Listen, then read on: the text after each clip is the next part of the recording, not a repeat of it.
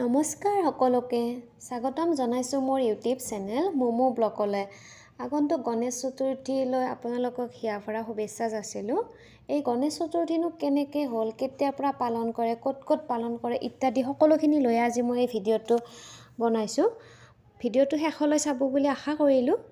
বলকচোন এতিয়া যাওঁ আমি গণেশ চতুৰ্থীৰ বিষয়ে অকণমান জানিবলৈ।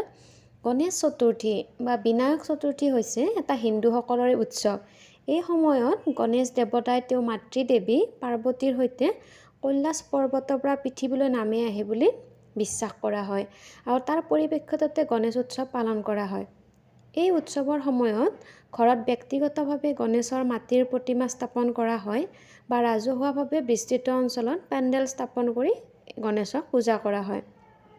পূজাৰ সময়ত ব্ৰত পালন কৰি সকলোৱে বেদ শাস্ত্ৰৰ অনুসৰি হিন্দু মন্ত্ৰ প্ৰাৰ্থনা আদি গায়।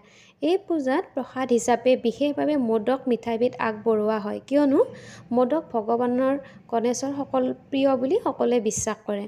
দশম দিনত এই পূজাৰ অন্ত পৰে আৰু সেইদিনা সকলোৱে মিলি গণেশ দেৱতাক আনন্দ উল্লাহেৰে বাজনা নৃত্য শংখধ্বনিৰে নদী বা সাগৰত বিসৰ্জন দিয়া দেখা যায়।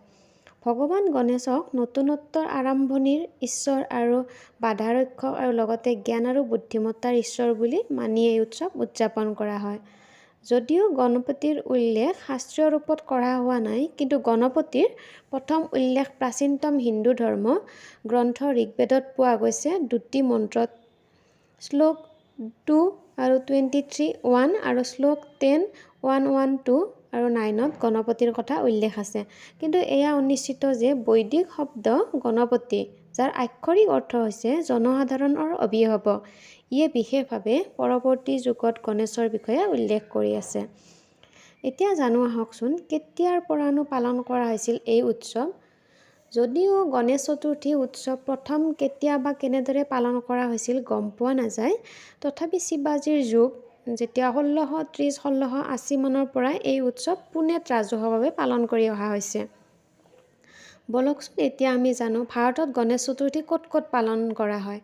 ভাৰতত গণেশ চতুৰ্থী প্ৰাথমিকভাৱে মধ্য আৰু পশ্চিম ৰাজ্যসমূহৰ ভিতৰত মহাৰাষ্ট্ৰ, মধ্যপ্ৰদেশ, গুজৰাট, ৰাজস্থান, গোৱা আৰু দক্ষিণ ৰাজ্যসমূহৰ ভিতৰত পশ্চিমবংগ আৰু উৰিষ্যাত বিশেষভাৱে স্থানীয় সমাজ গোটৰ দ্বাৰা ঘৰত আৰু ৰাজহুৱাভাৱে পালন কৰা হয়। ইয়াৰে লগতে আমাৰ অসমৰো কোনো ঠাইত অনুষ্টুপীয়াকৈ গণেশ চতুৰ্থী পালন কৰা দেখা যায়। ভাৰতীয় স্বাধীনতা সংগ্ৰামী লোকমান্য তিলকে 1892 চনত ৰাজহুৱা ৰথী বিধানসভা আইনৰ মাধ্যমেৰে উপনিৱেশ ব্ৰিটিছ চৰকাৰৰ হিন্দু সন্থাৰ ওপৰত বিৰাজ কৰা উপনিৱেশ শাসন ব্যৱস্থাৰ নিষিদ্ধকৰণৰ এক উপায় হিচাপে ইয়াক প্ৰৱৰ্তন কৰিছিল। এই গণেশ উৎসৱে পৰিৱেশৰ ওপৰতনো কেনেধৰণৰ প্ৰভাৱ বিস্তাৰ কৰে জানো আহকচোন। মাদ্ৰাজ উচ্চ আদালতে 2004 চনত গণেশৰ প্ৰতিমাসমূহৰ বিসৰ্জনে সাগৰীয় পানী দূষিত কৰে বুলি এটা গুৰুত্বপূৰ্ণ ৰায় দিছিল আৰু প্ৰতিমাসমূহ সাগৰীয় পানী দূষিত কৰিব পৰা ৰাসায়নিক পদাৰ্থৰে বনোৱা হয় বুলি প্ৰতিমা বিসৰ্জন কাৰ্য বেআইনী বুলি ঘোষণা কৰিছিলে। তদুপৰি গোৱা ৰাজ্য চৰকাৰে গোৱাত প্লাষ্টাৰ অৱ পেৰিছ ব্যৱহৃত গণেশৰ প্ৰতিমা বিক্ৰীৰ ক্ষেত্ৰত নিষিদ্ধ ঘোষণা কৰিছিল আৰু পাৰস্পৰিক কলাকুশলীৰ দ্বাৰা নিৰ্মিত প্ৰতিমা ব্যৱহাৰৰ বাবে উদগনি প্ৰদান কৰে।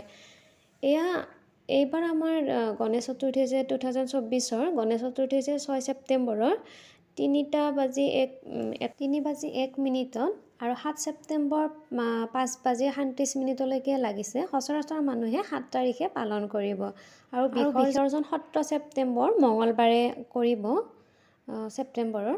আৰু আজি মোৰ ভিডিঅ'টো এইখিনি আছিলে। ভাল লাগিলে লাইক আৰু চেনেলটো ছাবস্ক্ৰাইব কৰিবলৈ নাপাহৰিব। Thank U.